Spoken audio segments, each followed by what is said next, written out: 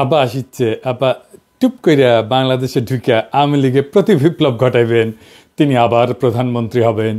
এই খুশিতে কিছু ভালসিউন ফেসবুকে লাফাইতেছে। একটা বলদ ভালসিউন হইল সদ্য পলাতক রাষ্ট্রদূত হারুন আল রশিদ। এই আরামজাদার রাষ্ট্রদূত হিসেবে মরক্কোতে ছিল। দেশে ফেরার আদেশ করা হইলে তিনি দেশে ফেরার জন্য টাকা তুলে কানাডা পালায় যায়। কানাডা গিয়া হাসিনার এই লেসপেন্সার রাজনৈতিক শরণার্থীর আবেদন করেছে। এটা আমার কথা না, দেখেন এই ভালসিনের পররাষ্ট্র উপদেষ্টা তহিদ সাহেব কি বলে। সম্প্রতি মরক্কোর বিদায়ী রাষ্ট্রদূত আপনাদের সরকারের সমালোচনা করে ফেসবুকে পোস্ট দিয়েছেন। তিনি বলেছেন যে শুধু একটি বই লেখার জন্য, তাও অনেক দিন আগে, তার চাকরি চলে গেছে এবং ইউনূস সরকার দেশে বিদেশে ষড়যন্ত্রের মাধ্যমে ক্ষমতায় এসেছেন, টিকে থাকছেন। আসলে আপনি যে এইরকম কতজন যদি বলেন তাহলে উনি একমাত্র এই কাজ করেছেন। আমি আশা করি যে প্রফেশনাল কোনো ডিপ্লোম্যাট এরপরে এই কাজ করবে না, আর কেউ। তারপরে আমাদেরকে অবশ্যই চোখ কান খোলা রাখতে হবে। উনি যে করেছেন এটা আপনাকে আমি এটুকু বলতে পারি যে উনি চলে যাওয়ার 3 সপ্তাহ আগেও একজন উপদেষ্টার কাছে তদবির করেছেন তাকে যেন অন্য কোথাও পোস্টিং দেওয়া হয়। সবচেয়ে বড় কথা, তাকে কিন্তু চাকরিচ্যুত করা হয়নি। তাকে চাকরিচ্যুত করার পরে যে উনি এটা করেছেন তা না, অথবা যে উনি যে রিজাইন করেছেন তাও না। বিষয়টা হচ্ছে যে উনি কিন্তু স্বাভাবিকভাবে তাকে ঢাকায় বদলি করা হয়েছে। সরকার যে কাউকে যে কোনো সময় বদলি করতে পারে, তাকে ঢাকায় বদলি করা হয়েছে। উনি দায়িত্ব ত্যাগ করেছেন নিয়ম অনুযায়ী, টিএডিএ নিয়েছেন এবং তারপরে উনি ঢাকায় না এসে কানাডাতে গিয়ে এই কথাগুলি বলছেন। এটা স্পষ্ট কারণ হচ্ছে যে উনি আসলে কানাডাতে আশ্রয় নিতে চান। এবং এখানে একটু ছোট্ট তথ্য আমি অ্যাড করে রাখি। ওনার স্ত্রী এবং এক সন্তান আজকে থেকে 2 বছর আগে সবুজ পাসপোর্ট নিয়ে কানাডায় অবস্থান করছেন, তার সাথে না। তার মানে আসলে তার পরিবার ওখানে রিলোকেট করার ব্যবস্থা উনি 2 বছর আগে থেকেই করছেন। তারই পরম্পরায় আমি মনে করি যে এখন যাতে সহজে উনি আশ্রয় পেতে পারেন, এই জন্য উনি দেশের বিরুদ্ধে এরকম একটি জঘন্য মিথ্যাচার করেছেন। আমি আমার আগের ভিডিওতে কইছিলাম যে এই হারামজাদা নতুন হাউন আঙ্কেল রাজনৈতিক শরণার্থী হিসাবে আবেদন করবে, আর এই আবেদনটা গ্রহণযোগ্য করার পিছনে তহিদ সাহেব আপনার পররাষ্ট্র সচিব জসিমের ভূমিকা আছে। আপনি তো নিজেই স্বীকার করলেন যে তহিদ সাহেব যে হারুনের পরিবার 2 বছর আগে তাদের পাসপোর্ট বদল করেছে। যদি আপনার মন্ত্রণালয় জানে যে হারুনের পরিবার কূটনৈতিক পাসপোর্ট বদলে সাধারণ পাসপোর্ট নিছে, তাইলে আপনার মন্ত্রণালয় এটাও জানতো যে হারুন পলাবে। ধরে নিলাম আপনারা জানতেন না, তাইলে আপনারা নিশ্চয়ই এটা জানতেন যে একজন কূটনৈতিক পলানোর পর তার পাসপোর্ট বাতিল করা হইলে তার রাজনৈতিক শরণার্থী হিসেবে গ্রহণযোগ্য হওয়ার সর্বোচ্চ সুযোগ তৈরি হয়। আর এই সুযোগ তাকে তৈরি করে দিছে আপনার পররাষ্ট্র সচিব হারামজাদা জসিম। দেখেন তহিদ সাহেব, আপনার পলানো রাষ্ট্রদূত ইউনূস স্যারকে অবৈধ কইছে। আমাদের মতো বিপ্লবী জনগণকে সে বলে সন্ত্রাসী আর জঙ্গি। আর এই হারামজাদা হারুনকে কানাডায় থাকার বৈধতা নিশ্চিত করিচ্ছে এই হারামজাদা জসিমেক তো কিছু কইনি। আজকে এডিটর সাহেব ও জাউরা সিল মেরে দেন, আরো মারেন, আরো এটা মারেন। গত 3রা এবং 20 মার্চ আমি পররাষ্ট্র সচিবের ভারতের দালালির কিছু প্রমাণ তুলে ধরছিলাম এবং তার অপসারণের জন্য সরকারকে সময় বেঁধে দিচ্ছিলাম। সরকার আমার কথা শোনেনি। সরকার কখনোই আমার কথা শোনে না, শোনে ভুট্টো সাহেবের কথা। এই ভুট্টো সাহেব আর অন্য কেউ না, তিনি আমাদের পররাষ্ট্র উপদেষ্টা তহিদ সাহেব। তিনি ভুট্টো হইলেও পুরোপুরি হইতে পারেন নাই। তিনি বেশ কিছু বিষয়ে ব্যবস্থা নিয়েছেন বলে জানা যায়। আমি 4 নম্বর পেরেক মারিছিলাম আহমি দালাল আর গোপালী মাল BM জামালকে ওরে নিয়া, যে জুলাই বিপ্লব চলাকালীন দুবাইতে পুলিশের কাছে 57 জন প্রবাসীকে ধরাই দিছিলেন। তারে নিয়ে তদন্ত করার জন্য পররাষ্ট্র মন্ত্রণালয়ের সচিব জনাব নজরুল ইসলামকে দায়িত্ব দেওয়া হয়েছে। তিনি তদন্ত করতে দুবাই যাচ্ছেন। তো তদন্ত করতে জনগণের টাকায় দুবাই যাওয়া লাগে? সব ভুক্তভোগী প্রবাসীরা তো এখন দেশে। আমি তো নিজেই প্রমাণ দিয়ে দিচ্ছি। দেখেন এই আওয়ামী ভালসুন কি বলে।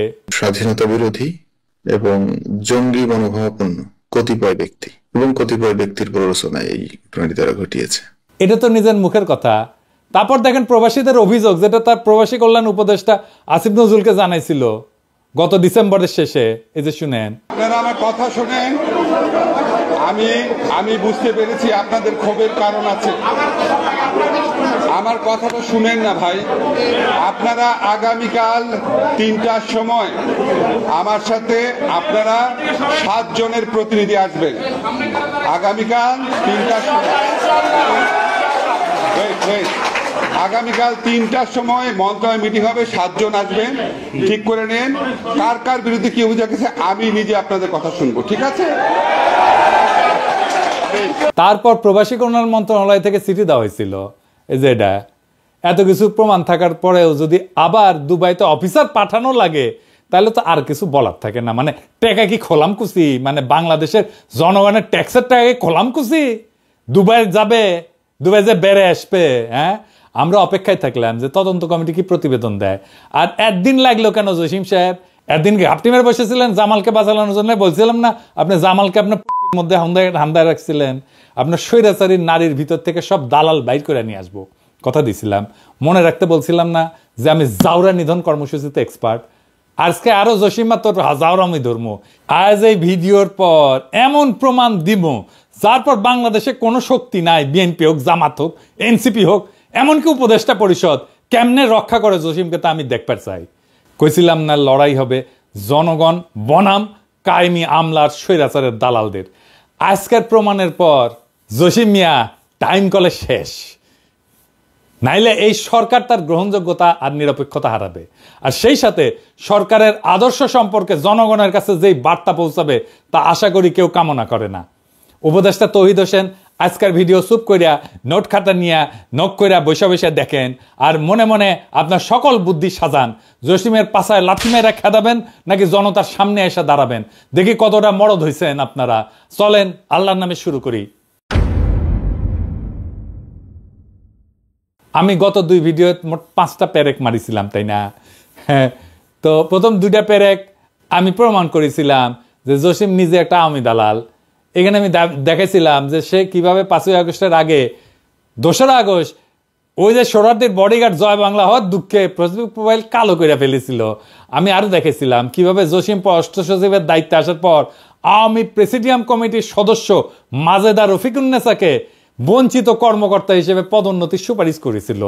তারপর আমি প্রথম এবং দ্বিতীয় ভিডিওতে দেখেছিলাম কিভাবে এই রাষ্ট্রদ্রোহী পররাষ্ট্র সচিব আওয়ামী লেসপেন্সারদেরকে রক্ষা করতেছে, কিভাবে দূতাবাসগুলোকে আওয়ামী পুনর্বাসন কেন্দ্র বানাইতেছে। এর মধ্যে বারবার যেই নামটা উঠে আসতেছে তাও হইল জসিমের প্রথম মহাপরিচালক প্রশাসন নাজমুল হক।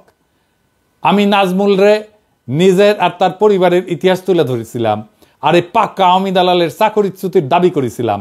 আর কি কি বলেছিলাম তা পুরো বিষয়টা বুঝতে হইলে আমার এই 2টা ভিডিও দেখে আসতে পারেন। আমি আরো কইছিলাম হাসিনার দালালি কইরা জনগণের টাকায় বেতন নেওয়ার কোনো অধিকার নাই মাথা ব্যথা জসিমের, কিন্তু জনতা আর জসিমের মাঝখানে দাঁড়ায় আছে পররাষ্ট্র উপদেষ্টা তৌহিদ হোসেন সাহেব নিজেই। চলেন দেখি কেন, দেখেন শুনেন। একটি প্রশ্ন দর্শকরা অনেকবার করছেন, সেজন্য প্রশ্নটা করা। সেটা হচ্ছে যে পররাষ্ট্র সচিব, আপনার পররাষ্ট্র সচিব যিনি আছেন, বলা হচ্ছে যে তিনি আওয়ামী লীগের লোক বা অন্য কোনোভাবে, এই ব্যাপারটা আপনি আসলে শুনেছেন কিনা, দেখেছেন কিনা? পররাষ্ট্র সচিবের নিয়োগের ক্ষেত্রে আপনার কোনো পছন্দ ছিল কিনা, আছে কিনা? দেখুন, পররাষ্ট্র সচিবের নিয়োগে পররাষ্ট্র উপদেষ্টার কোনো পছন্দ থাকবে না, এটা তো হতে পারে না। এটা খুবই স্বাভাবিক। পররাষ্ট্র সচিব অবশ্যই আমি আমার পছন্দের ব্যক্তি বলেই এবং আমি তাকে যোগ্য বলে মনে করি বলেই তিনি এই পদে আসীন হয়েছেন। আর একটা কথা আমি আপনাকে বলি, যে কেউ যে কোনো অবস্থানে ঢুকলেই, এখন তো যেহেতু সোশ্যাল মিডিয়া খুব অ্যাক্টিভ, মুহূর্তের মধ্যে তার বিরুদ্ধে বিভিন্ন ধরনের বিষোদ্গার চলতে থাকে, কিছু সত্য কিছু মিথ্যা, কিছু এর মাঝামাঝি। তো আমাদেরকে এটা এভাবেই দেখতে হবে। হয়তো অন্য কাউকে পররাষ্ট্র সচিব হিসাবে দেখতে কারো ইচ্ছা ছিল, তিনি সন্তুষ্ট হননি, তিনি এটা বলতেই পারেন। তবে আমি এটুকু বলি যে উনি তার দায়িত্ব সঠিকভাবে পালন করছেন এবং উনি আওয়ামী লীগের লোক কোট আন কোট, এরকম কোনো প্রমাণ আমার কাছে নেই। আমাকে তৌহিদ সাহেবকে ধন্যবাদ, তিনি অবশেষে স্বীকার করেছেন যে তিনি তার পছন্দের ব্যক্তিকে পররাষ্ট্র সচিব নিয়োগ দিচ্ছেন, যেখানে বিপ্লবের পর আপনার উচিত ছিল সবচেয়ে যোগ্য ব্যক্তিকে পররাষ্ট্র সচিব হিসেবে নিয়োগ দেওয়া। সেখানে আপনি যে ব্যক্তিকে পছন্দ তারই আপনি নিয়োগ দিচ্ছেন, যা আপনার নৈতিকতাকে প্রশ্নবিদ্ধ করছে যথেষ্ট। আপনি তো শপথ নিয়েছিলেন অনুরাগ বা বিরাগের বশবর্তী হইয়া কোনো সিদ্ধান্ত নেবেন না। পছন্দ মানে তো অনুরাগ, এটা বুঝেন। কোনো অবজেক্টিভ ক্রাইটেরিয়া তো আপনি তাকে নিয়োগ দেন নাই। ধরেন তৈরি সাহেব, আপনার বদলে আমি যদি পররাষ্ট্র উপদেষ্টা হইলামই, তাহলে কি আমি মনিকা বেলিচ্চিরে পররাষ্ট্র সচিব বানাতে পারবো? হ্যাঁ, দেবেন বানাতে, আমার তো পছন্দ তারে, দেবেন বানাতে। আপনি তো বিএনপি থেকে সুপারিশপ্রাপ্ত উপদেষ্টা, আর নিছেন বিএনপি থেকে সুপারিশে আসা ভারতের কাছে মাথা ব্যথা একজন পররাষ্ট্র সচিবকে। এই সচিব যে কাজ পারে না তার প্রমাণ আগেই দিছি। এই সচিব যে বিপ্লবের পক্ষে অবস্থান নাই তার প্রমাণও করেছি। এই সচিব যে মিথ্যাচারী এবং জুলাইয়ের ন্যারেটিভ করার যোগ্যতা এবং মানসিকতা নাই সেটা আপনাকে প্রমাণ দিছি। আপনি যেহেতু তারা ডিফেন্ড করিচ্ছেন, তাই ভিডিওতে আমি আপনার প্রত্যেকটা কথা খণ্ডন করব। আমি আবারও প্রমাণ করে দেব যে কেন এবং কিভাবে জসিম ইন্ডিয়া আর আওয়ামী লীগের উদ্দেশ্য বাস্তবায়ন করছে প্রতিনিয়ত। তার আগে চলেন দেখি এই যে তৌহিদ এবং জসিমের পরিচালনায় পররাষ্ট্র মন্ত্রণালয়ের মডেলটা কেমকা। আমি এই সরকারের দায়িত্বে আসার পর থেকে বলে যাচ্ছি যে জেনারেল ওয়াকার ইন্ডিয়ার দালালি করেছে, আর এই কথা আপনাদের বুঝতে সময় লাগলো 7 মাস। এখন প্রমাণ পাচ্ছেন তো, দেখেন ওয়াকারের জন্য মায়া কান্না কাইনতেছে আওয়ামী দালাল হার্পিক মজুমদার। বাংলাদেশ সেনাবাহিনী এখনই তাদের সুবর্ণ সুযোগ যে তাদের এই পোশাক, তাদের এই ডিসিপ্লিন বাহিনীকে যারা প্রশ্নবিদ্ধ করেছে তাদেরকে কঠিন জবাব দেবার। এই 2 টাকার ফকিন্নির বাচ্চারা বাংলাদেশ সেনাবাহিনীকে এইভাবে অপদস্থ করছে, অপমান করছে, এবং একজন বাংলাদেশী নাগরিক হিসেবে প্রতিনিয়ত সেটা সহ্য করছি। কেন সহ্য করব? এখন প্রমাণ পাচ্ছেন তো, যখন দেখেন ওয়াকার বলে যে আওয়ামী লীগ ছাড়া ইনক্লুসিভ নির্বাচন সম্ভব না, ওয়াকার, তৌহিদ আর জসিম একই ভারতের সাজানো দাবার বোর্ডের 2টা ঘোড়া, যাদের লক্ষ্য হইলেও সময় এবং সুযোগ মতো রাজা এবং মন্ত্রীকে ঘায়েল করা। আজকে মেটাফরিক কোনো কথায় যাওয়ার একদম ইচ্ছা নাই, কিন্তু ওয়াকার, তৌহিদ আর জসিম যে এক নীতি দিয়ে চলতেছে তা হইল ভারতের south block model. South block জিনিসটা কি আসেন সেটা বুঝে দেখি। আপনি মাঝে মাঝে শুনবেন সাউথ ব্লক কথাটা। ইন্ডিয়া তার রাষ্ট্র পরিচালনার জন্য কেন্দ্রীয় সরকারের অধীনে থাকা মূল মন্ত্রণালয়গুলোকে 2টা ব্লকে ভাগ করে। নর্থ ব্লক, এই নর্থ ব্লকে থাকে হচ্ছে অর্থ মন্ত্রণালয়, মন্ত্রী পরিষদ, যারা মূলত দেশের আভ্যন্তরীণ বিষয় নিয়ে কাজ করে। আর সাউথ ব্লক, পররাষ্ট্র মন্ত্রণালয় থাকে এখানে, প্রতিরক্ষা মন্ত্রণালয় থাকে এইখানে, অর্থাৎ বিদেশ নীতি এবং প্রতিরক্ষা দেখে সাউথ ব্লক। 8ই আগস্ট যখন সরকার শপথ নেয় তার আগে উপদেষ্টা পরিষদ গঠন প্রক্রিয়াতে একজন ব্যক্তি ছিল, যিনি আর কেউ না, আমাদের জেনারেল ওয়াকার সাহেব, যিনি প্রত্যেক মুহূর্তে ভারতের সেনাপ্রধানের সাথে যোগাযোগ রাখতেছিলেন। এটা আমার কথা না, ভারতের সেনাপ্রধানই কয়ে দিছে। I am in touch with the chief of Bangladesh during the time of when this changeover took place. I was in constant touch with him, and even thereafter in November 24 we had a video conference also. As far as the military cooperation is concerned, is again going up in the same way. Our officers have moved there for the NDC also. There is no let up on that side. When we talk about the relationship we should talk about when there is an elected government. So as of now, the relationship is with the military is well and perfect. তখন ভারতের model অনুযায়ী বাংলাদেশের south block কল্পনা কইরা general Waker BNP ঘেঁষা লোক দিয়া পররাষ্ট্র বিষয়ে দায়িত্ব প্রদান করে, আর সেনাপ্রধান তো তাদেরই লোক। তৌহিদ সাহেব হইলেন পররাষ্ট্র উপদেষ্টা, আর তিনি বেছে নিলেন পছন্দের মানুষ দেশদ্রোহী জসিমকে, যিনি কূটনীতির পরিপূর্ণ জ্ঞান রাখেন না। বলদ পররাষ্ট্র সচিব এবং তারে দিয়া ভারতের দালালি বাস্তবায়ন করানো সম্ভব। দেখেন না, যখন ওয়াকার এবং সেনাবাহিনী সকল শিষ্টাচার ভঙ্গ কইরা পররাষ্ট্র মন্ত্রণালয়কে অবজ্ঞা কইরা জাতিসংঘের প্রতিবেদনকে চ্যালেঞ্জ করে, তখন আপনারা পররাষ্ট্র মন্ত্রণালয় থেকে কিছুই বলেন নাই কেন? কারণ সাউথ ব্লক মডেল, যার অধীনে আপনারা আওয়ামী লীগের পুনর্বাসনের কাজ করে যাচ্ছেন। কিন্তু জসিম তো ধরা খাইয়া গেছে, তৌহিদ সাহেব আপনিও ধরা খাইতেছেন। আপনার সাউথ ব্লক মডেল ফেল। আপনারা সবাই মিলে দেশের ভাবমূর্তি বিনষ্টে যে মেটিকুলাস প্ল্যান নিয়ে আগাইতেছেন, তা কলে পররাষ্ট্র মন্ত্রণালয়ের পিছন দিয়ে হান্দায় দেবো। আমি পিনাকি যথেষ্ট এক কাজে। ভারতকে বলেন নতুন প্ল্যান দিতে।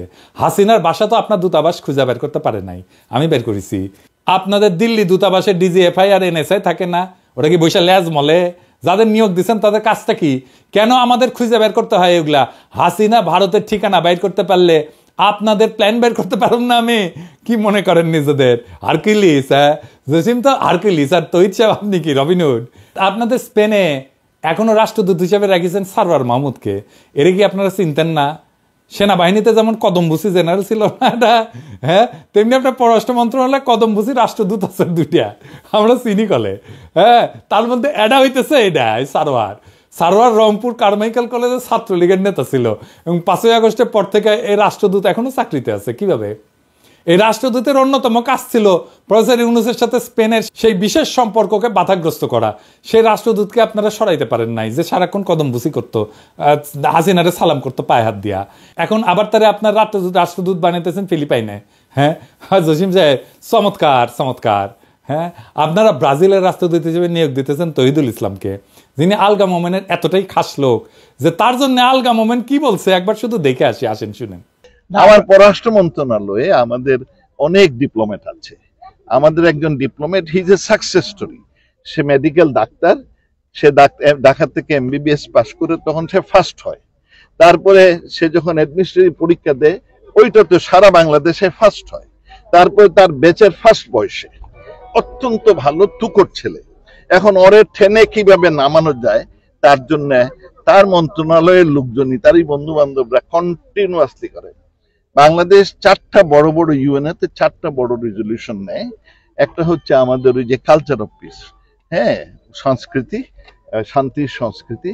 আর দুটো বড় জনে, একটা হচ্ছে গিয়ে অটিজম এন্ড আদার ডিসএবিলিটিজ, এর উপরে একটি মাননীয় প্রধানমন্ত্রীর অত্যন্ত প্রিয় রেজলিউশন। আরেকটা হচ্ছে পিপলস এম্পাওয়ারমেন্ট, মানুষের ক্ষমতায়ন।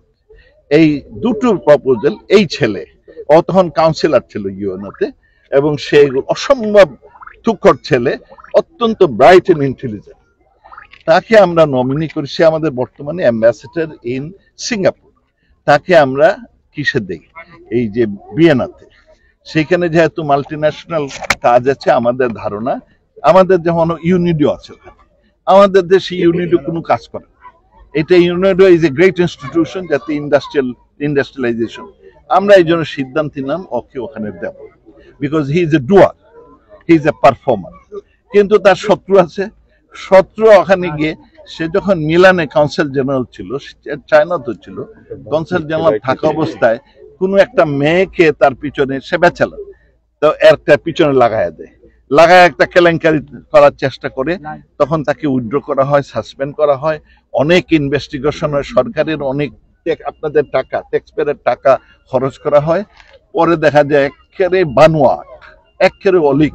So he has been proved যে সব বানোয়াট। তারপরে এইরকম, তারপর তার প্রমোশন হয়, তার অ্যাম্বাসেডর হয়। এখন তার বিরুদ্ধে আবার লাগছে একদল, তারই বন্ধু বান্ধব হবে, আর নাইলে পত্রিকায় গুলো যাবে। হি is a very good officer. আমি যতদিন আছি আই উইল ডিফেন্ড। হাসিনা পছন্দের কাজ করছে, আলগা মোমেন যাকে সবসময় ডিফেন্ড করবে, এমন লোকের ডিফেন্ডার হইলো এখন তহিদ সাহেব আর জসিম সাহেব। আপনারা ওরে ব্রাজিল পাঠাতেছেন একটা গভীর ষড়যন্ত্রের অংশ হিসেবে। ব্রাজিল হইল দক্ষিণ আমেরিকাতে বাংলাদেশের একমাত্র দূতাবাস, যেখানে এই সরকারের বিরুদ্ধে গোপনে অপকর্ম করার জন্য আলগা মোমেনের এই খাস লোকের সেইখানে পদায়ন দেওয়া হইতেছে। ওইখানে ভারতের দূতাবাস আছে মোট 11টা। ব্রাজিলিয়াতে আছে, রিও ডি জেনেরোতে আছে, বুয়েন্স আয়ার্সে আছে, চিলিতে আছে, গায়নায় আছে, কলম্বিয়াতে আছে, ইকুয়েডরে আছে, পেরুতে আছে, সুরিনামে আছে, ভেনেজুয়েলাতে আছে এবং প্যারাগুয়েতে আছে। তার মানে ভারতের সাথে অবাধ তথ্য পাচারের জন্য আর কি লাগে? যেখানে যা করা দরকার, বা ভারতের যেসব বুদ্ধি ঢাকাতে বা দিল্লিতে পাচার করা দরকার, তার জন্য এক তৌহিদি ভরসা। আর তৌহিদ তার মাথা বেচা লুচ্চা সচিব জসিমউদ্দিনের ভরসা উঠতেছে এই ব্রাজিলে পাঠানো নতুন রাষ্ট্রদূত। আর এটা বলি, আপনার ব্রাসেলস মিশনে বিজয় দিবসের অনুষ্ঠানে পলাতক পররাষ্ট্রমন্ত্রী হাসান মাহমুদের ছোট ভাই যে আওয়ামী দলবল নিয়ে দূতাবাসের অনুষ্ঠানে গেছিল, তার বিষয়ে আপনি কোনো ব্যবস্থা নিচ্ছেন? নেন নাই। কেন নেন নাই? তখন দূতাবাসের দায়িত্ব ছিল প্রীতি রহমান, যাকে আপনারা দিল্লিতে উপ হাই কমিশনার পদে পদায়ন করেছেন। কি সুন্দর সব অঙ্ক মিলে যেতেছে। প্রীতি রহমান তো দিল্লিতে হাসান মাহমুদের বার্তা পৌঁছে দিবে আপনাদের গডমাদার গণহত্যাকারী হাসিনার কাছে। ব্রাসেলস দূতাবাসের এই কাজ নিয়ে আমি ফেসবুকে পোস্ট করেছিলাম, কিন্তু আপনার হারকিউলিস পররাষ্ট্র সচিব তো একেবারে নির্বিকার। কি জবাব দিবেন আপনি তহিদ সাহেব? আমার কথা কি সত্য, মিথ্যা, নাকি আংশিক সত্য, নাকি আংশিক মিথ্যা? কি তহিদ সাহেব, কথা বাইরে হইতেছে না মুখ দিয়া? আসেন এবার তহিদ সাহেবের সকল কথা খণ্ডন করি। আওয়ামী লীগের আরেক সফট লেসপেন্সার খালেদ মহিউদ্দিনকে সাক্ষাৎকার দিচ্ছেন, তাই না? আমি কয়টা বিষয় খুঁজে পেয়েছি। 1 নাম্বার হইতেছে ওইখানে যা কইছেন পররাষ্ট্র সচিব আপনার লোক। 2 নাম্বার, পররাষ্ট্র সচিবের বিষয়ে সমালোচনা করে যারা, কারণ তারা অন্য কাউকে পররাষ্ট্র সচিব দেখতে চায়। 3 নাম্বার, পররাষ্ট্র সচিবের বিরুদ্ধে আনা অভিযোগগুলা কিছু সত্য, কিছু মিথ্যা, কিছু আংশিক সত্য আর কিছু আংশিক মিথ্যা। 4 নম্বর পররাষ্ট্র সচিব ভালো কাজ করছে এবং আপনি তার আওয়ামী সংশ্লিষ্টতার কোনো প্রমাণ পান নাই। চলেন আপনার প্রমাণ দিয়ে আগে শুরু করি। আপনার মন্ত্রণালয়ের ওয়েবসাইট দেখে আসি। চলেন আজকে স্ক্রিনশট দেখাবো না, এইটা সাহেব আপনি একদম লাইভ দেখান ওয়েবসাইটটা, ব্রাউজ করব আর আপনাকে প্রমাণ দিব। এটা মজার কথা বলি তো সাহেব, টেনশন কমবে। ওয়েবসাইট দেখে আমি ভাবিছিলাম যে কোন ওয়েবসাইট ব্যবস্থাপনার দায়িত্ব দিলে এমন কাজ করতে পারে, তাও দেখলাম যে আপনি তো আইসিটি বিভাগ দেখার দায়িত্ব দিচ্ছেন হাসিনার সেরা স্পেন্সার নাজমুলকে। এই নাজমুলকে চাকরিচ্যুত করার জন্য আমি কতবার আপনারে কইলাম, কিন্তু না, আপনাদের তো ভারতের দালাল লাগবে, তাই না? তো চলেন দেখি তো এই জসিমের স্বৈরাচারী পুনর্বাসন কর্মসূচির মূল কারিগর গত 7 মাস ধরে ওয়েবসাইটে আমাদের জন্য কি ঝুলায় রাখিছে। হ্যাঁ, আর এই যে মুনতাসির, দেখেন এই মুনতাসির হইতেছে ভারতের গণস্বাস্থ্য বিষয়ক পরামর্শক প্রতিষ্ঠানে গ্লোবাল উপদেষ্টা হিসেবে কাজ করিচ্ছে। মুনতাসির, তুমি এটা করবে পারো। এই প্রতিষ্ঠানের জন্ম হয় 2014 সালে, যখন মুনতাসির নয়াদিল্লিতে পদায়িত ছিল। এই মুনতাসির, তুমি তো ব্যবসা প্রশাসনের ছাত্র, গবেষণা করিস আন্তঃসীমান্ত বাণিজ্য নিয়ে, গণস্বাস্থ্য নিয়ে। তোমার পরামর্শক প্রতিষ্ঠানে তোমার কাজ কি? তুমি তো গণস্বাস্থ্যের কিছু জানো না। তো এই ছেলের বিষয়ে পুরো অনুসন্ধান চালান, আমি আর আজকে কিছু কইলাম না। কিন্তু সরকারি পদে থেকে এই ছেলে কিভাবে ডিপ্লোম্যাট পরিচয় দিয়া ভারতের মতো দেশের প্রতিষ্ঠানে পরামর্শক হইতে পারে? কে তারে অনুমতি দিল? মন্ত্রণালয় দিছিল? কবে দিছিল? দেখবার চাই একটু। এই খবর আমাদের জানতে হবে তহিদ সাহেব। পররাষ্ট্র মন্ত্রণালয়ে ভারতের প্রতিষ্ঠানের পরামর্শক থাকবে, এটাই জাতি মাইনে নেবে না। আর এইগুলা বাইর করা কি আমার কাজ? তাইলে তো আপনারা বেতন নেন কেন? আবার মুনতাসিরকে পদোন্নতির জন্য সুপারিশ করেছে আপনার সচিব জসিম। আর কত দেখাইতে হবে আপনারে তহিদ সাহেব? এইভাবে আপনার পছন্দের পররাষ্ট্র সচিবের ভারত দালালি জনসমক্ষে প্রকাশিত হওয়ার পর আপনি কেমনে চুপ থাকেন? চলেন এবার আপনারে এই যে আইসিটি নাজমুলের আইসিটি কার্যক্রম দেখাই। এই জিনিস দেখার পর আপনি কিভাবে নিষ্ক্রিয় থাকবেন তা জাতি জানতে চায়। পররাষ্ট্র মন্ত্রণালয়ের ওয়েবসাইটে গেলে সবার উপরে পাবেন অ্যাবাউট আস, মানে আমাদের সম্পর্কে কথা। সেখানে ঢুকলে আপনারা দেবেন কান্ট্রি প্রোফাইল। এইটা সাহেব উঠে আসেন, এনা দেখি, অর্থাৎ বাংলাদেশের পরিস্থিতি। চলেন দেখি সেখানে কি লেখা আছে। ইংরেজিতে লিখেছে, ইংরেজি যেহেতু লিখেছে তাহলে ঠিকই লিখেছে। আসেন দেখি ইংরেজিতে কি লিখেছে, পড়বে পারি কিনা জানি না। ভাষা আন্দোলন নিয়ে কইছে ল্যাঙ্গুয়েজ মুভমেন্ট, বুঝছাও? The language movement of 1952 to recognize Bangla as a state language may be termed as the first step towards independence. Political and economic deprivation of Bengalis prompted Bangabandhu Sheikh Mujibur Rahman, the father of the nation, to put forward in 1966 his historic 6 points, the Magna Carta, which in effect structured the foundation of East Pakistan's future independence. I'm sure এখন এখন তহিদ সাহেব উঠি একটা গান দিবি, যদি রাত পোয়ালে শোনা যেত বঙ্গবল্টু মরে নাই, আমি মরি নাই, ওইটা দিবে, বুঝছাও? তার মানে শহরদিক বডিগার্ডকে আপনারা বাংলাদেশের পরিস্থিতিতে তেল মেটতে মেটতে মেটতে মেটতে ঢইলা পড়ে যাইতেছেন, কায় ছেয়ে যাইতেছেন। মুজিবের 6 দফাকে মেঘনা ঘাটের সাথে তুলনা করতেছেন।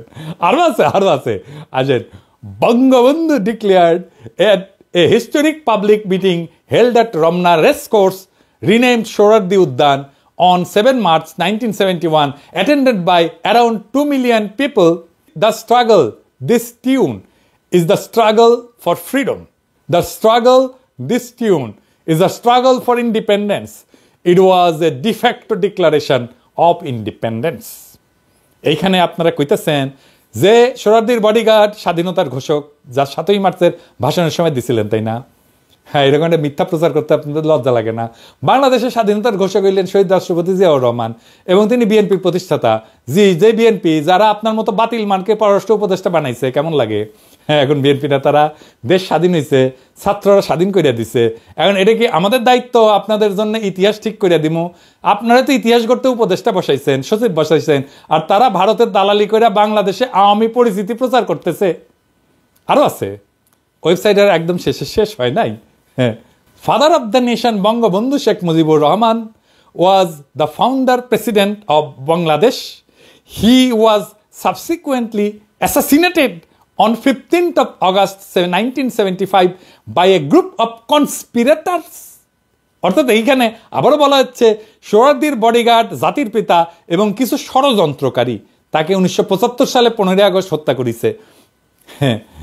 কি আর কমু, আওয়ামী বয়ানের ইতিহাস এখনো ফেরি করিচ্ছে বিএনপির মনোনীত উপদেষ্টা, বিএনপির মনোনীত সচিব তহিদ সাহেব। আপনার আর আপনার মাথা ব্যথা পররাষ্ট্র সচিব তো রাষ্ট্রদ্রোহী, দাঁড়া না একটু দম নিয়ে নি। আপনাদের এই লেসপেন্সারি দালালি দেখার জন্য 5 আগস্ট হয়েছিল। আপনারা যে ভারতের কাছে দেশ বেচবেন এজন্য ছাত্রর পান দিছিল। পুরা দেশ চিনে রাখেন জুলাই বিপ্লবের বিপক্ষের শক্তি কারা। পুরা দেশ দেখুক যে জনগণের সামনে আওয়ামী সন্ত্রাস আর গণহত্যাকে ফিরে আনতে কারা কাজ করতেছে। জসিম কইছিল না যে সে ন্যারেটিভ তৈরিতে সফল হয়েছে, জসিমের সফলতার ন্যারেটিভ দেখায় দিলাম। এই তোর সফলতারে হারাম জাদা। হ্যাঁ, এই ওয়েবসাইট হইল বাংলাদেশকে চেনার, বাংলাদেশ সম্পর্কে জানার মূল ওয়েবসাইট। আমরা যখন কোনো দেশ সম্পর্কে জানতে চাই তখন সবচেয়ে নির্ভরযোগ্য তথ্যের জন্য পেশাজীবীরা সেই দেশের পররাষ্ট্র মন্ত্রণালয়ের ওয়েবসাইট দেখে। আমরা যতই ব্যবসা বাণিজ্য, জাতিসংঘ রিপোর্ট, আন্তর্জাতিক অপরাধ ট্রাইব্যুনাল, স্বৈরাচারের বিচারে এই কথাগুলো বলি না কেন, যখন এই বিষয়গুলো বিদেশিরা বিবেচনা করে তখন তারা সরকারের ওয়েবসাইটে থাকা ন্যারেটিভগুলো দেখে। আওয়ামী লীগ কিভাবে নিষিদ্ধ হবে যদি পররাষ্ট্র মন্ত্রণালয়ের ওয়েবসাইটে বাংলাদেশ পরিচিতি অংশে ফ্যাসিস্ট আওয়ামী লীগের নাম 3 বার উচ্চারিত হয় আর ফ্যাসিস্টের স্লোগান জয় বাংলা লেখা থাকে। এইগুলা হইল আওয়ামী লীগকে নিষিদ্ধের প্রক্রিয়াকে বাধাগ্রস্ত করা আর ফ্যাসিবাদী শাসন কায়েম করার কৌশলী পদক্ষেপ, যা তৌহিদ সাহেব, জসিম সাহেব এই গং মিলে বাস্তবায়ন করছে। কি মির্জা ফখরুল সাহেব, তৌহিদ সাহেব আর জসিম সাহেবকে আপনারা সরাবেন নাকি আমাদের কিছু করা লাগবে? নাকি স্বাধীনতার এই ইতিহাস আপনাদের কাছে এখন গ্রহণযোগ্য? আপনাদের সামনে এখন অগ্নি পরীক্ষা, জনগণ দেখতেছে। ফখরুল সাহেব, জনাব তারেক রহমান, আপনার বিএনপির রিকমেন্ডেশন দেখেন। আপনারা যদি জসিমকে আর তৌহিদের না সরান তাহলে আমরা বুঝে নেব যে আপনাদের কাছে বাংলাদেশের আসল ইতিহাস কি। জিয়াউর রহমান ব্যতিরকে বাংলাদেশের স্বাধীনতার যে ইতিহাস তৌহিদ সাহেব, জসিম সাহেব বাংলাদেশের পরিস্থিতি হিসেবে তুলে ধরছে গত 7 মাস ধরে, তো আপনারা মেনে নিচ্ছেন, তাই না? মেনে নিলে কথা নাই, কারণ ক্ষমতার মাখনে আদর্শ পিছলানো কোনো নতুন কিছু না। না হলে আপনাদের প্রতিবাদ দেখতে চাই, অন্যথায় আমরাও ভেবে নিব যে বিএনপি এখন আওয়ামী লীগের মুখ্য পুনর্বাসন কর্মকর্তা হিসেবে আপনারা নির্বাচনের পর ক্ষমতা আসলে এই ইতিহাস আমরা বদলাইতে দেব না, এরকমই থাকবে। এই তো গেল বিএনপির কথা। এবার জুলাই আন্দোলনের অগ্রসৈনিকদের দৃষ্টি আকর্ষণ করছি। তোমরা দেখো যে আবু সাইদের রক্তের ইতিহাস আজ তৌহিদ, জসিম, নাজমুলদের স্বৈরাচারী গ্রাসে পর্যদুস্ত। তোমরা দেখো মুগ্ধর আত্মত্যাগ এখন তৌহিদ, জসিম, নাজমুলদের খুনি হাসিনাকে ফিরে আনার প্রতি বিপ্লব। তোমরা দেখো তোমাদের গড়া ইতিহাস নিয়ে তোমাদের কান্দে চইরা ক্ষমতায় বসা কিছু আওয়ামী দালাল তাদের ভবিষ্যৎ নিশ্চিতের শকুনি হাসি দিচ্ছে। তোমরা দেখো তোমাদের আর নতুন বাংলাদেশের মাঝে বসে ভারতের দালালি করা কিছু হয় না কিভাবে দেশকে উপস্থাপন করতেছে। এই ঘটনা দেখার পর যদি তোমাদের রক্তে আর একটা বিপ্লব টকবক করে ফুটে না ওঠে তাহলে তোমরাও এই জাতির কাছে নিজেদেরকে কলঙ্কিত করবা। এবার তৌহিদ সাহেব আপনার বক্তব্যের 4 দফাতে আসি। প্রথম দফা, আপনি বলছেন পররাষ্ট্র সচিব আপনার লোক, তাই তার সব কাজের দায় আপনার, এই ব্যাপারে আপনার দায়িত্ব এড়ানোর কোনো সুযোগ নেই। দ্বিতীয় দফা, আপনি বলছেন যে পররাষ্ট্র সচিবের বিষয়ে সমালোচনা আছে, কারণ যারা সমালোচনা করছে তারা অন্য কাউকে পররাষ্ট্র সচিব দেখতে চায়। হ্যাঁ চাই, কোনো সমস্যা? এরকম ভারতের দালাল আর বিপ্লবের সাথে বেইমানি করা পররাষ্ট্র সচিবকে কে রাখতে চায়? আপনি ছাড়া। এইরকম ভারতের কাছে মাথা ব্যথা পররাষ্ট্র সচিব কে রাখতে চায়? আপনি রাখতে চান। এরকম হাসিনার আওয়ামী দালাল পররাষ্ট্র সচিবকে রাখতে চায় আপনি। আমি ভাবছিলাম জসিমের প্রতি একটু সদয় হব, গত 4 মাস ধরে ওয়েবসাইট দেখতেছি, শুধরানোর সুযোগ দিছি, কিন্তু আপনার হারকুলিস জসিম সেই কথা বুঝে নাই। আমি এমনি কথা কই না তৌহিদ সাহেব, জসিমের যেন চাকরি না যায়, মানে পরিবার নিয়ে যেন ঠিক মতো চলতে পারে, সেই জন্য তার প্রতি দয়া করে সব কথা বলি নাই। আপনি জসিমের পক্ষে চ্যালেঞ্জ করে আমাকে অনেক কথা বলতে বাধ্য করেছেন, লাগলে অডিও ভিডিও কিছু বাদ দিব না, তবু জসিমের মতো রাষ্ট্রদ্রোহীকে দিয়ে পররাষ্ট্র মন্ত্রণালয় চালাইতে পারবেন না, ফুল স্টপ। আমি কইছি না জান কালা কালা কইরা দেব, শুরু কইরা দিছি কলে। আমাদের কোনো পছন্দ নাই, আমরা সেরা অফিসারকে চাই যে আপনাদের অপকর্ম মুইসা প্রফেসর ইউনূস স্যারের নেতৃত্বে সরকারের কূটনৈতিক অবস্থান তৈরির জন্য কাজ করবে এবং বিপ্লবের সঠিক ন্যারেটিভ তুলে ধরবে। তৃতীয় দফা, পররাষ্ট্র সচিবের বিরুদ্ধে আনা অভিযোগগুলো কিছু সত্য, কিছু মিথ্যা, আর কিছু আংশিক সত্য আর আংশিক মিথ্যা। বলেন কোনটা কোনটা মিথ্যা? জসিমের মাজেদা রফিকুন নাসিকে সুপারিশ করা মিথ্যা? জসিমের ফেসবুক পোস্ট মিথ্যা? 2 আগস্ট না হয় তিনি আওয়ামী লীগের চাপে এই কাজ করছেন, কিন্তু আপনার কয়জন রাষ্ট্রদূত এই কাজ করেছেন? খুব বেশি হলে 6 থেকে 7 জন, সব চাপ খালি জসিমের উপরে, তাই না? এত মিথ্যা কথা কিভাবে বলেন তৌহিদ সাহেব? জসিম এই কাজ করছে কারণ তার কয়দিন আগে সে হাসিনারে পার্সোনালি তেল দিছে চীন সফরের সময়, আর আগস্টে আরেকবার তেল দিছে কারণ সে পররাষ্ট্র সচিব হইতে চায়। কিন্তু 5ই আগস্ট গদি উল্টানোর পর তিনি ভোল পাল্টাইতেছেন। তারপর আসেন আপনার ওয়েবসাইটে শেখ হাসিনার নিউরাল নেটওয়ার্কের প্রেতাত্মা ঘুরে বেড়ানো কি মিথ্যা? লস অ্যাঞ্জেলেসে থাকে সামিয়া, আলাউদ্দিন আর টরেন্টোর কনসাল জেনারেল ফারুক, এরা কি মোমেন শাহরিয়ার আলমের দোষর ছিল না? ফ্লোরিডার কনসাল জেনারেল সোহেলি কি জুলাই বিপ্লবের সময় পররাষ্ট্র মন্ত্রণালয়ের মুখপাত্র ছিল না? ছাত্রদের বিপক্ষে সে কি কথা বলে নাই? হাসিনার সহকারী প্রেস সচিব সারোয়ার আলম সরকারের পরিচালক পদে পদায়ন এবং পদোন্নতি কি মিথ্যা? নাজমুলের আওয়ামী যোগাযোগ কি মিথ্যা? বিএম জামালের রাসপেন্সারি কি মিথ্যা? কদমবুসি রাষ্ট্রদূত সারোয়ার মাহমুদের 7 মাস পদে থাকা কি মিথ্যা? আপনার ওয়েবসাইটে বাংলাদেশের ইতিহাসে প্রহসনমূলক উপস্থাপন কি মিথ্যা? বলেন তৌহিদ সাহেব। চতুর্থ দফা, আর প্রমাণ করার কিছু নাই, ওয়েবসাইট দেখাই আমি শেষ প্রমাণ দিলাম যে আপনার পররাষ্ট্র সচিব আওয়ামী দালাল। এইবার কি আপনি তারা ডিফেন্ড করবেন? করেন সাহস থাকলে। পুরা দেশ আর দেশের জনগণ দেখবে তখন পররাষ্ট্র মন্ত্রণালয় তার সর্বোচ্চ নেতৃত্ব আওয়ামী লীগের দালালি করতেছে। তখন আমরা জনগণ এবং রাষ্ট্রের সাংবিধানিক মালিক এই মর্মে সিদ্ধান্ত নিব যে আমাদের টাকায় পররাষ্ট্র মন্ত্রণালয়ের কোনো বরাদ্দ হবে না। হাসিনার দালালি করলে ভারত থেকে টাকা আয়না করেন তৈদ সাহেব। বাংলাদেশের টাকা না, বাংলাদেশের ট্যাক্সের টাকায় দালালি করা যাবে না ভারতের। আর তা না হইলে এই ভিডিও প্রকাশের 48 ঘন্টার মধ্যে জসিম নাজমুলের পাশে লাঠি দিয়া মন্ত্রণালয় থেকে বাইর করেন, নইলে আমরা আপনাদের সরানোর 1 দফা আন্দোলনে নামবো। পররাষ্ট্র মন্ত্রণালয়ের সামনে গরু ফেলামো আর জিয়াফত দেবো, গরু ফেলামো আর জিয়াফত দেবো। ভারতের দালালি করা একদম হান্দায় দেবো পিছন দিয়া। 2বার বলছি, এই শেষ কথা আবারও বলতেছি, জসিম আর 1 মুহূর্ত পররাষ্ট্র সচিবের পদে থাকতে পারবে না। ইউনূস স্যার আর উপদেষ্টা পরিষদ আপনারা আমার কথা শুনেন নাই, আপনারা জসিমরে পররাষ্ট্র সচিব রাখছেন এই বাটপার আপনাদের চোখের সামনে বৈশা তার মন্ত্রণালয়ের ওয়েবসাইটে আওয়ামী দালালির প্রমাণ রেখা ঘুরে বেড়াতেছে, আর আপনারা জসিমরে নিয়ে উপদেষ্টা পরিষদের মিটিং করেন। জসিম যদি পররাষ্ট্র সচিব থাকে তাহলে আপনাদের মুখে বিপ্লবের সপক্ষে আর কোনো কথা শুনতে চাই না। আমি আর ডেডলাইন দিব না, আমি এখন সময় দেখব কত তাড়াতাড়ি এই জাতির কলঙ্ক মোছার কাজে আপনারা হাত দেন। আমরা ফলাফল দেখব। না হলে আমি যদি লোকজন নিয়ে পররাষ্ট্র মন্ত্রণালয় ঘেরাও করি আর লাঠি দিয়া তৌহিদি জসিমরে পররাষ্ট্র মন্ত্রণালয় থেকে বের করি, আমাদের দোষ দিবেন না। ওর ছায়া আমরা দেখতে চাই না, 1 মুহূর্ত না। বিপ্লবের বিপক্ষের শক্তিকে চেয়ারে বসায় রেখা আর যাই হোক নতুন বাংলাদেশ হবে না। ঈদের আগে বাংলাদেশের জনগণকে জসিম মুক্ত পররাষ্ট্র মন্ত্রণালয় আপনি উপহার দিতে পারেন নাই, ঈদের পরে দেন। এবার জনতাকে ঈদের উপহার দিলেন, জনতা ঈদের উপহার নাই কিছুদিন পরেই নিল, খুশি হইল। হয় বাংলাদেশে আওয়ামী মুক্ত পররাষ্ট্র মন্ত্রণালয় থাকবে না, নয় আমরা জনগণ থাকবো, দেখি কার শক্তি জয়যুক্ত হয়। কথা ফাইনাল, জসিম যদি থাকে প্রত্যেক সপ্তাহে এইরকম 1টা করে এপিসোড যাবে, আর জান কালা কালা কইরা দেব, গণশত্রু বানায় দেব তৌহিদ সাহেব আপনারে। Mind it. আবার আপনারে মনে করায় দিই, বাঘে চুলে 18 ঘা, পুলিশে চুলে 36 ঘা, পিরাগে চুলে জয় বাংলা। ইনকিলাব জিন্দাবাদ।